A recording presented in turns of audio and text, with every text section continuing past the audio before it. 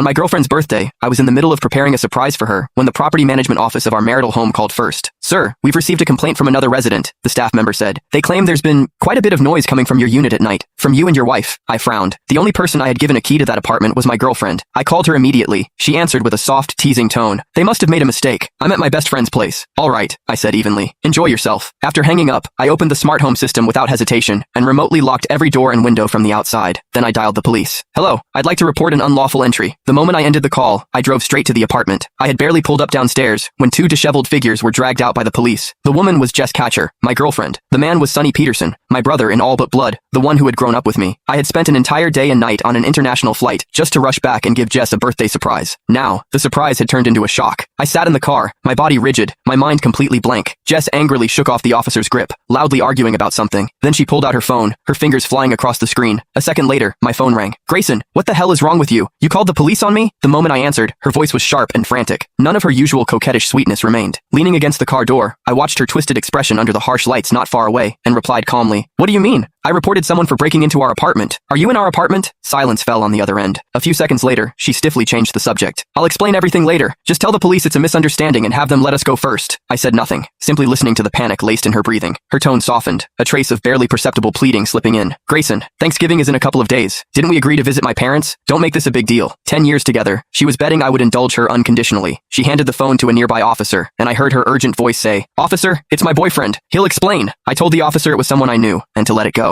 A faint, meaningful chuckle came from the other end. Kid, you ought to wise up. Then the call ended. I knew exactly what he meant. But knowing something is one thing. Seeing it with your own eyes is another. When betrayal stands before you in the flesh, wearing the two faces you know best, the impact is enough to crush you entirely. I saw Sonny holding Jess's hand with a wounded expression, murmuring something softly. She kept patting his back, comforting him. The scene was both blinding and absurd. Just 2 days ago, Sonny had been on the phone with me, helping me plan a surprise for her, grinning as he said, Hurry up and marry Jess already. I'm waiting to drink at your wedding. I pulled out my phone and, as if possessed, opened his social feed. The latest post, uploaded an hour ago, was a grid of photos, a birthday cake, and red wine. Even though the background had been blurred, I recognized it instantly as our apartment. The caption read, She said she only spends important days with me. She and I, that's what us really means. My fingers stiffened as I scrolled down. Last holiday, Jess had told me she had to work overtime on a last-minute project, pulling an all-nighter. On Sonny's feed, there were two intertwined hands, fireworks lighting up the riverside behind them. On the woman's wrist was a small red mole, one I knew all too well. On the last Valentine's Day, Jess had said her best friend was heartbroken and needed company. Sonny had posted a photo of 2 movie tickets, before sunset, with the caption, Watching an old film with the one I love. And then there were the 14th of every month, when Jess always found one excuse or another to avoid seeing me. So that was where she had been, with Sonny. What else was there left not to understand? Not far away, the police seemed to finish lecturing them, and began to leave. Sonny took Jess's hand, as if ready to lead her away. In that moment, I decided to give her one last chance.